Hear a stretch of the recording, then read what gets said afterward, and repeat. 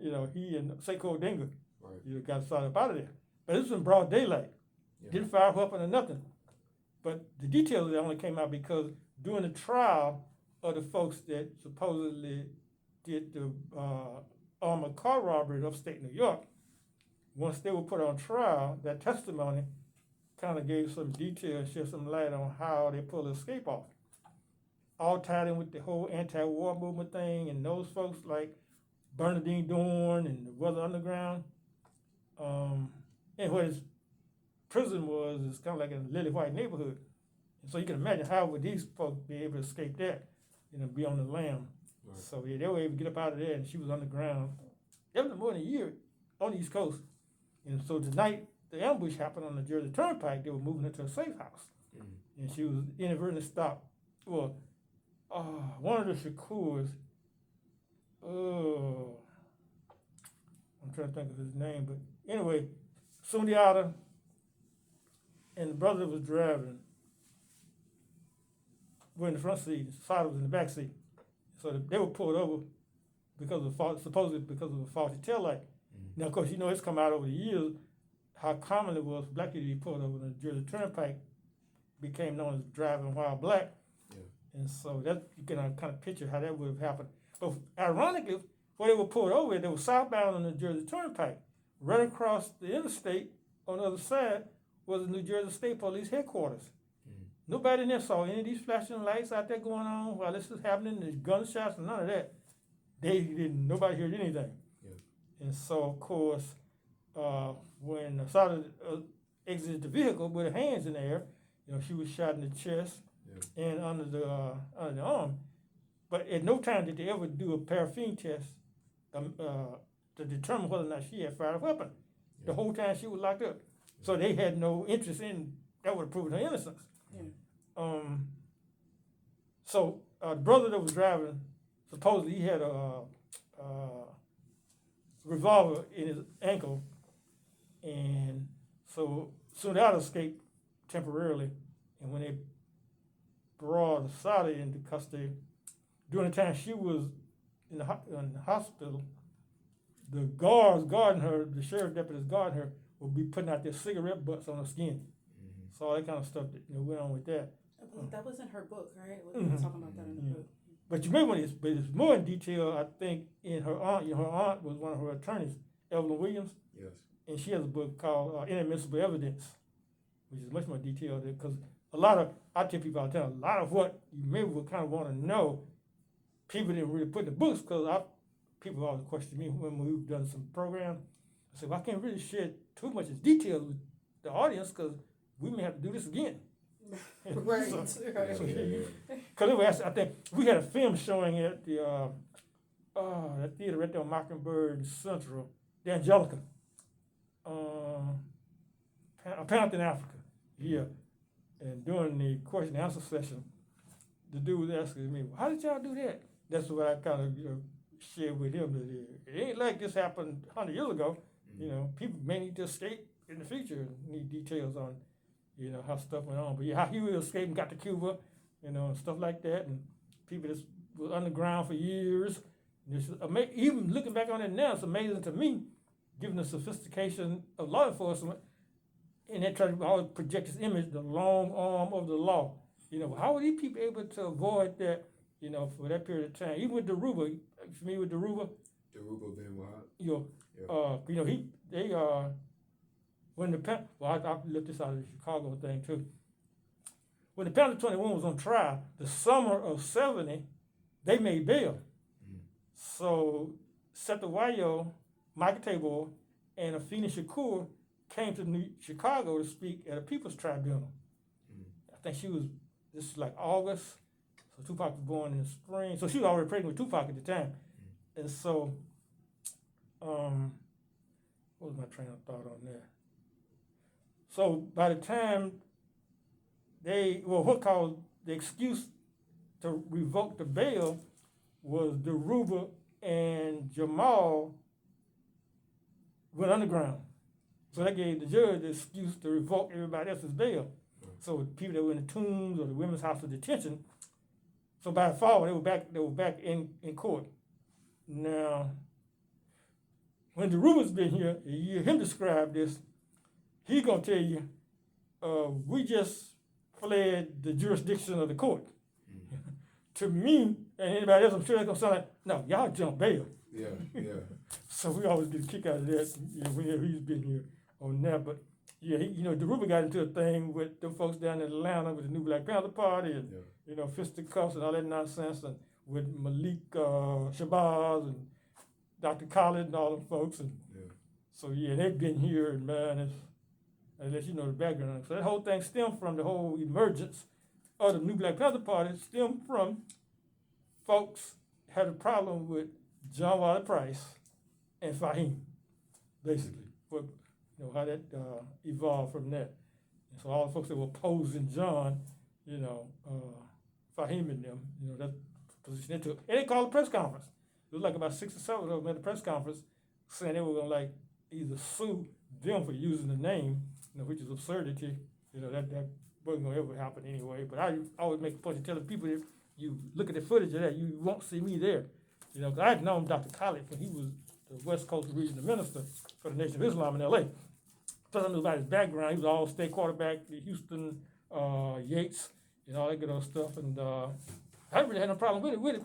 The problem they had with it because they perceived him jacking the Jews up when they would attack him. And so that was all a part of that also. And but they were at the Jericho March. You familiar with that? In '98? Yeah. Okay. One of the Panther 21? Jaleel Montague. Okay, Herman Ferguson. Herman Ferguson in New York was in Malcolm X's organization, the old AAU. And he got a case back in the day of threatening the life, supposedly, bootlickers Roy Wilkins and Whitney Young. And so he went underground to Guyana. So he assumed another identity.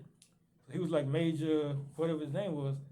And so eventually when he came back and turned himself in, I think he did like a year or so, but he got with a lot of the people that had been involved in the movement, and they formed Jericho. And they were calling for like a national march on the White House. Well, not a march, but a demonstration at the White House to call attention to political prisoners. That's what became known as Jericho 98. So we had a chapter here, significant involvement. I'm really surprised that everything just fell in place, perfect timing. Leading up to it, we had a table at the Kwanzaa Fest. They had that first year Lincoln with the big banner we had made. And I got all that stuff to hide. I used to put all this stuff on display when I'm doing presentation, but I never really get the request to do presentation. And so they were at the, who was at the, Malik Zulu Shabazz was at the Jericho March. And Dr. Khaled, was Dr. Khaled there? Yeah, he was sitting right beside him. At this time, Dr. Khaled had been suspended from the Nation of Islam. Farrakhan had suspended him, which was just ludicrous to us, because you're looking back historically, that's the same reason Elijah Muhammad silenced Malcolm, that he commented on the whole Kennedy assassination. Right. So when the Jews bit Khaled, he bit back, and so Farrakhan was going to suspend him for that. And so when they were at the Jericho March, and we were backstage, I got the picture at the house, the Minister of Confrontation, Pam Africa was back there, and Herman Ferguson. And so they confronted the dude that replaced Khaled as the national spokesperson for the Nation of Islam, Ben Javis, who had been part of the Wilmington 10. You familiar with that case? Yes, sir. Wilmington 10 is out of North Carolina, where these 10 people, I had to kind of get into that later, but yeah, 10 people were charged with something. They became known as the Wilmington 10. And so when they were eventually out of prison, Ben Javis, I don't know how he became the spokesperson for the Nation of Islam. So, of course, that didn't sit well with Khaled and folks. And so I guess this was the first time they had met up since that had happened. And so we stand here backstage at the Jericho March, and Khaled and Malik Zulu Shabazz confronts him, and it's like, if it wasn't so serious, it would be comical. Dr. Khaled was telling him he ain't scared of no MF. And Malik Zulu Shabazz is like, like a little banty hen, like that's right. Yeah. Put the edges on. Yeah. Okay. Sounds about right. So yeah, that kind of how that kind of evolved from there. But I don't. He has an article. Y'all ever see the Cheryl Smith's paper every week? The Garland Metro News and the Dallas Metro News. Yeah, well, she's the publisher of that. Because she used to like head up John Wiley Price's talk show on KKDA. And so that's kind of how that whole thing stemmed. But yeah, in that paper periodically, either that paper or the Dallas Examiner, periodically, Ben Chavis has a article in there. Yeah, he was, I think, president for one while of the NAACP. And so, yeah, that Wilmington 10 thing was pretty on time too, because that whole. So they was wrongfully accused of arson. Okay, yeah. Yeah. 10 for, I think it was like 9 of them and one white woman. And I ain't figured that out yet, how that came to be. Yeah, that's, but it's kind of similar to what just went on recently with the Omala Yeshitela and the Uhuru movement thing, where they were exonerated with that case down in Florida. That's a whole nother connection too, because that whole Uhuru thing, they used to be on the West Coast in Oakland, and they eventually assumed the Panther old headquarters. And when I was out there one year, that's how I was able to get my hands on a lot of those back issues of the Panther newspaper, because they were all still upstairs in big stacks or whatnot, and they were trying to still run some of the programs. So they were back and forth between Oakland and Tampa, St. Pete, where they were relocating. But they published a newspaper, you probably could pull it up online, called the Burning Spear. But some people get it mixed up with the reggae legend Burning Spear out of Jamaica. Yeah. You know, which I'm telling people, because I came over there in Cobra meeting one day, I was telling them about that, and they were talking about the newspaper. I said, no, you talking about Winston Rodney, the Burning Spear, the world-class tenor. So, yeah, once you kind of catch some things along the way there, they'll kind of slip by you, and got to be constantly vigilant, because in this age now, the whole communication thing, just keep in mind, if you monitor it to this 24/7, you can't keep up with it. And back then, you know, just kind of like, you could pick and choose, you know, a couple of days, you may you want to be involved in nothing, but like now you just kind of have to keep on top of it, and because the misinformation for so long, you know, has gotten out there. Because a lot of stuff I'm seeing now, I'm pulling up, a lot of the video visuals and whatnot, this wasn't broadcast back then. You couldn't, you know, see it, like the whole Eyes on the Prize series, a lot of that stuff. You know, back in the 70s and 80s, you know, that wasn't around, so you may just heard about some stuff. And plus, if you don't get to see it maybe a couple of times, a lot of times when it just fly over your head the first time around, I've been going back and reviewing a lot of stuff I saw back in the day and realizing some things, you know, that I didn't really realize at the time. For 60 Minutes, used to have people on, like, they've had the Panther Chief of Staff on with Mike Wallace, David Hilliard, right after he got the case where they, you know, he did time at an anti-war rally in San Francisco where they charged him with threatening Nixon life. And so when he was on 60 Minutes, rather than addressing a lot of that, Mike Wallace just gonna lean over and ask him, would you show me, you know, one of your weapons here in the office? You know, there's a, man, don't you know what a shotgun look like? You know, so stuff like that, you know, just how simplistic it was. And he's supposed to be conducting a serious interview about some things. And so people like that that's been on there. And I remember the time Hugh was down in Trinity University in San Antonio. It's San Antonio or Austin? What was Trinity University? I think San Antonio. He was up against William F. Buckley. You know, Buckley's supposed to be the high echelon of the right wing, you know, intellectual person, and you know, he would pretty much carved him up. And they had pamphlets. They used to sell one of those, the pamphlet. No, that was later on. The transcript of that interview, they had it in pamphlet form. I have it at the house, you know, on the blow by blow there. But yeah, he said Buckley. It was classic. Before he even started the interview, he asked Buckley whose side would he have been on during the American Revolution. And he got paused and hemmed and hawed for a while, and I probably would have been on George Washington's side. So from that point on, the rest of the show, so whenever he tried to travel, he would be anti everything. So, but surely George Washington, he was against the law because the British was, you know, in control. So he would have been outlawed.